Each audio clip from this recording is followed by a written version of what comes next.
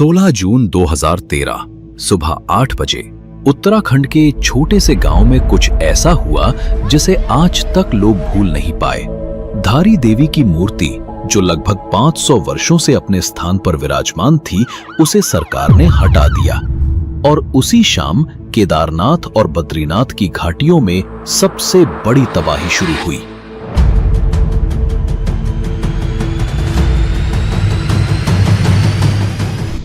सिर्फ 6 घंटों में करीब 6000 लोगों की जिंदगी हमेशा के लिए खत्म हो गई। क्या यह सब केवल एक इत्तेफाक था या फिर 500 साल पुरानी देवी का श्राप जिसे आज तक हमसे छुपाया गया? हाल ही में एक ऐसी घटना घटित हुई जिसने पूरे उत्तराखंड को चिंता में डाल दिया। कहा जा रहा है कि अगर धारी देवी का ये मंदिर पानी में डूब गया तो फिर से उत्तराखंड पर वैसी ही तबाही टूट पड़ेगी जैसी 2013 में केदारनाथ में देखी गई थी। लेकिन सवाल यह है कि आखिर ऐसा क्या हुआ कि पूरा राज्य भयभीत है। कहा जाता है कि ये कोई साधारण देवी नहीं है। धारी देवी दिन में 3 बार अपना रूप बदलती है। सुबह के समय एक बालिका, दोपहर होते होते एक युवती और रात में एक वृद्धा का स्वरूप धारण करती है। ये सिर्फ कोई लोक कथा नहीं है, बल्कि भारतीय वैज्ञानिक भी इस रहस्य को स्वीकार कर चुके हैं। सबसे इंपॉर्टेंट बात यह है कि धारी देवी को चारों धामों की रक्षक माना जाता है। ऐसी मान्यता है कि उनके आशीर्वाद के बिना 4 धाम यात्रा अधूरी रह जाती है। तो आइए जानते हैं धारी देवी से जुड़े उन रहस्यों के बारे में जो आज तक या तो अनकहे रह गए हैं या फिर जिन्हें जानबूझकर हमसे छिपाया गया है।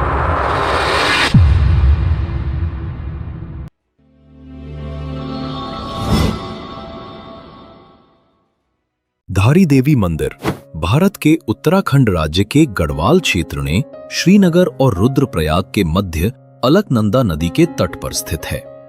ये मंदिर 10 महाविद्याओं में से एक मां काली को समर्पित है और इसे अत्यंत रहस्यमयी एवं शक्तिशाली माना जाता है। धारी देवी को उत्तराखंड की संरक्षक देवी और 4 धामों की रक्षक के रूप में पूजा जाता है। इस कहानी की शुरुआत होती है साल 2006 में, जब एक बड़ी हाइड्रो इलेक्ट्रिक परियोजना के चलते धारी देवी की मूर्ति को उसके मूल स्थान से हटाने का प्रस्ताव सामने आया। अलकनंदा नदी पर बन रही थी 330 मेगावाट की श्रीनगर हाइड्रो इलेक्ट्रिक परियोजना, जो आने वाले समय में आसपास के इलाके को जलमग्न करने वाली थी। परियोजना के मुताबिक मंदिर जिस चट्टान पर स्थित था वो पूरे बांध के जलभराव क्षेत्र में डूबने वाला था। इसलिए प्रोजेक्ट अथॉरिटी ने एक योजना बनाई। मूर्ति को नीचे से हटाकर ऊंचाई पर एक सुरक्षित स्थान पर स्थानांतरित किया जाए। लेकिन क्या वाकई ये निर्णय सुरक्षित था या फिर ये वही भूल थी जिसने उत्तराखंड के इतिहास में सबसे बड़ी तबाही को न्योता दे दिया? वर्ष 2006 के बाद से ही ये मामला धीरे धीरे तूल पकड़ने लगा था। स्थानीय जनता और तमाम धार्मिक संगठनों ने मंदिर को हटाने के विरोध में आवाज बुलंद करनी शुरू कर दी। 2011 और 2012 के दौरान मंदिर को बचाने के लिए उत्तराखंड हाई कोर्ट और फिर सुप्रीम कोर्ट में याचिकाएं दायर की गईं। जुलाई 2012 में वरिष्ठ बीजेपी नेता लाल कृष्ण आडवाणी, सुषमा स्वराज और अरुण जेटली ने तत्कालीन प्रधानमंत्री डॉक्टर मनमोहन सिंह को एक संयुक्त मेमोरेंडम सौंपा। अपील की गई कि धारी देवी की मूर्ति को ना हटाया जाए। फिर संतों और महात्माओं ने भी आंदोलन छेड़ दिया। कुछ ने अनशन किया तो कुछ ने चेतावनी दी, अगर मां की मूर्ति को हटाया गया तो हम जल समाधि ले लेंगे। इसमें बीजेपी की नेता उमा भारती ने सबसे सख्त रुख अपनाया। उन्होंने खुलेआम सरकार को चेतावनी दी, अगर मंदिर को छेड़ा गया तो मैं जल समाधि ले लूंगी। वो कई बार मंदिर स्थल पर गईं और स्थानीय विरोध प्रदर्शनों का नेतृत्व भी किया। इतना ही नहीं, केंद्रीय पर्यावरण मंत्रालय ने भी मंदिर के वर्तमान स्थान को बनाए रखने की वकालत की।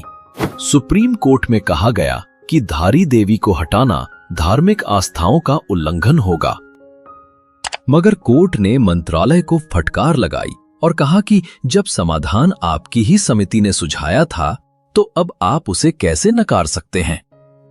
आखिरकार अदालत ने आदेश दिया कि मंदिर को ऊंचे प्लेटफॉर्म पर स्थानांतरित किया जाए। मां धारी देवी को उनके स्थान से हटाना दरअसल कुदरत के कोप को खुला निमंत्रण देना था, क्योंकि इस घटना के पीछे छिपा है एक ऐसा श्राप जो शायद सदियों से दबा रहा और जिसे आज तक हमसे छुपाया गया। दोस्तों, आगे बढ़ने से पहले आपको ये वीडियो अच्छा लग रहा है तो एक लाइक जरूर कर दीजिए और कमेंट में दिल से जय मां धारी देवी लिखिए।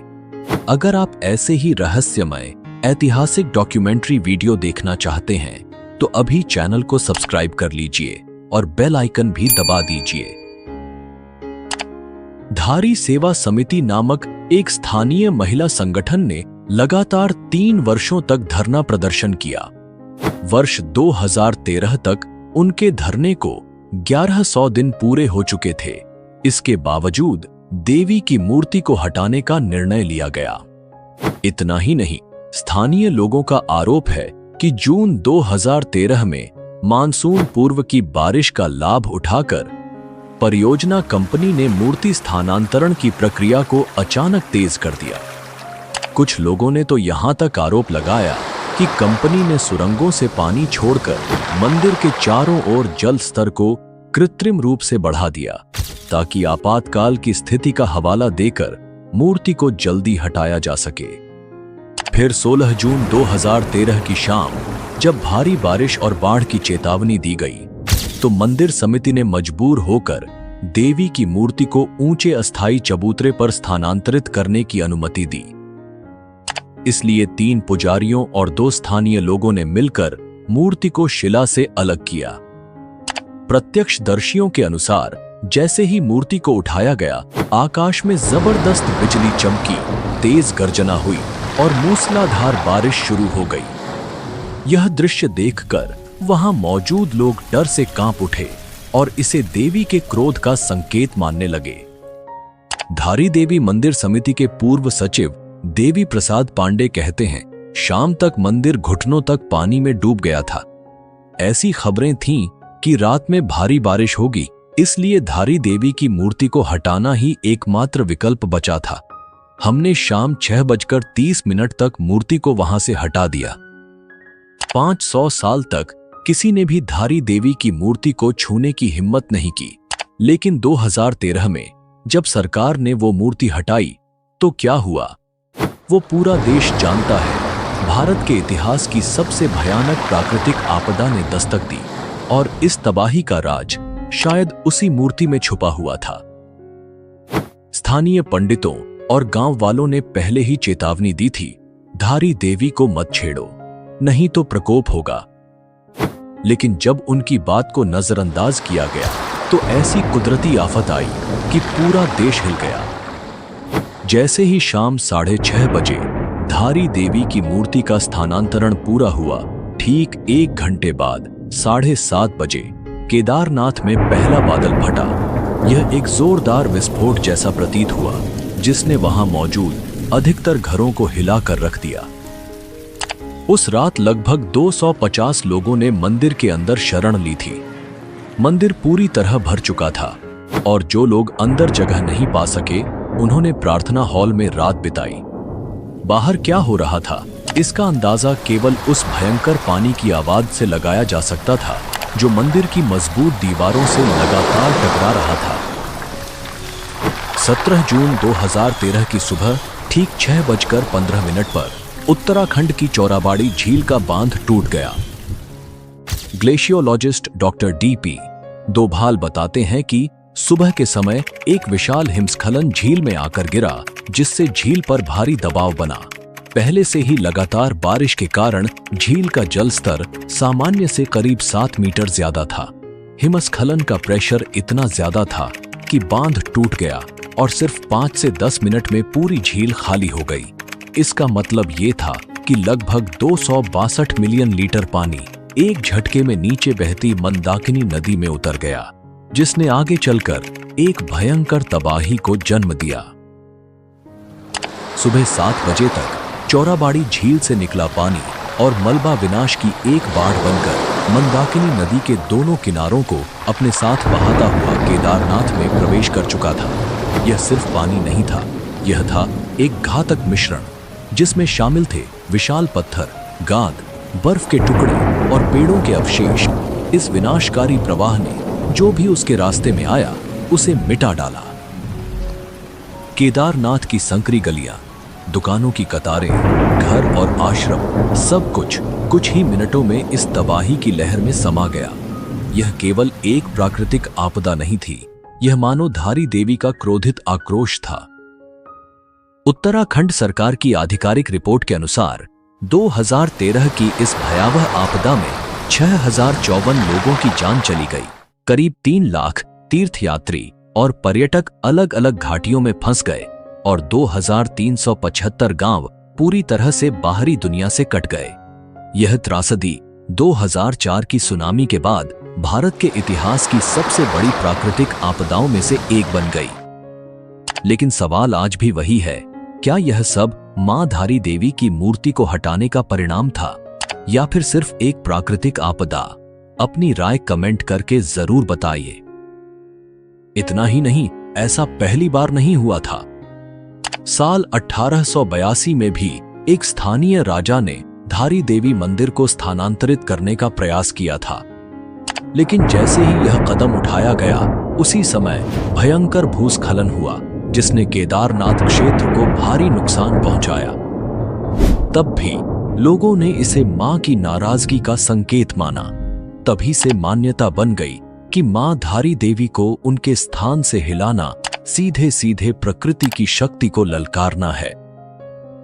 विश्व हिंदू परिषद के अध्यक्ष अशोक सिंघल ने कहा कि लोगों ने हाइड्रो पावर प्रोजेक्ट के खिलाफ प्रदर्शन किया था और मूर्ति हटाने का विरोध किया था। इसके बावजूद 16 जून को धारी देवी की मूर्ति को उसके मंदिर से हटाकर बने हुए प्लेटफॉर्म पर रख दिया गया। देवी ने अपना क्रोध दिखाया और केदारनाथ व अन्य हिस्सों को नुकसान हुआ।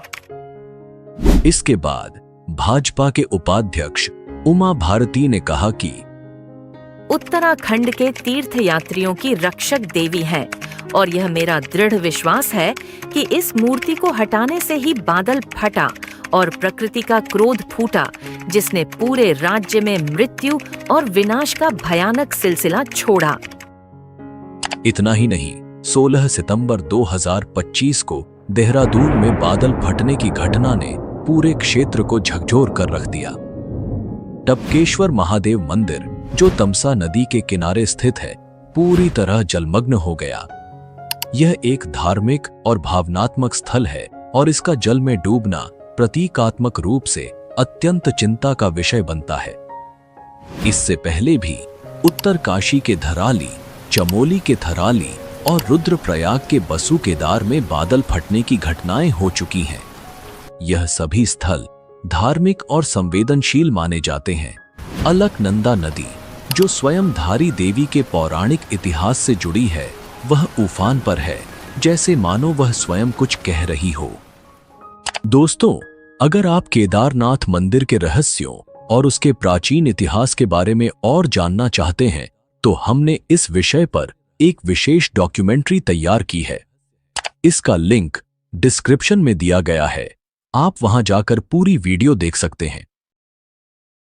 तो दोस्तों, अब आपके मन में एक सवाल जरूर आता होगा, धारी देवी कौन है और इनका इतिहास क्या है?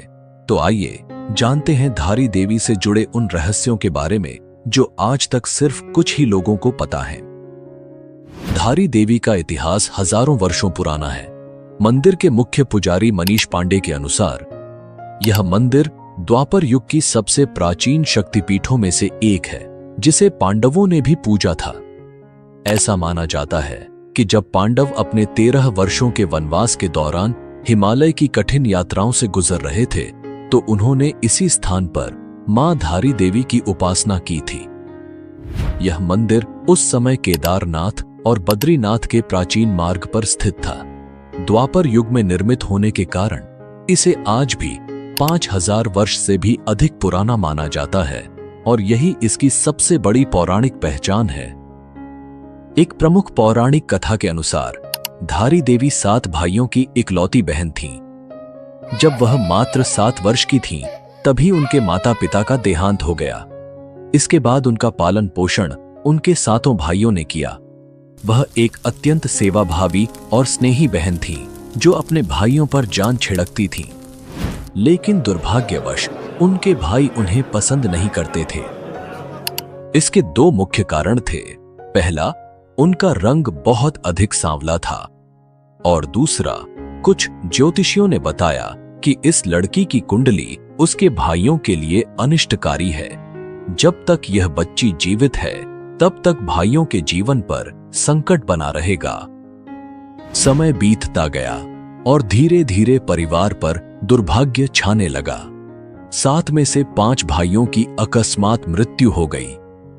तब शेष 2 भाइयों को यह भय सताने लगा कि कहीं अगला नंबर उनका न हो। तब उन्होंने अपनी पत्नियों के साथ मिलकर एक भयानक योजना बनाई, अपनी ही बहन की हत्या की। अमावस्या की एक अंधेरी रात में उन सभी ने मिलकर अपनी बहन का सिर काट दिया और उसे अलकनंदा नदी में बहा दिया। वह बेचारी लड़की को पता तक नहीं चला कि उसके ही प्रिय भाई, जिन्हें वह अपना सब कुछ मानती थी, उसने ही उसे मार दिया। वह निर्दोष बच्ची, जिसकी उम्र मात्र 13 वर्ष थी, उसका कटा हुआ सिर नदी की तेज धाराओं में बहते हुए आगे बढ़ा और कल्यासौड़ नामक स्थान पर धारी गांव के पास एक शिला से टकराया।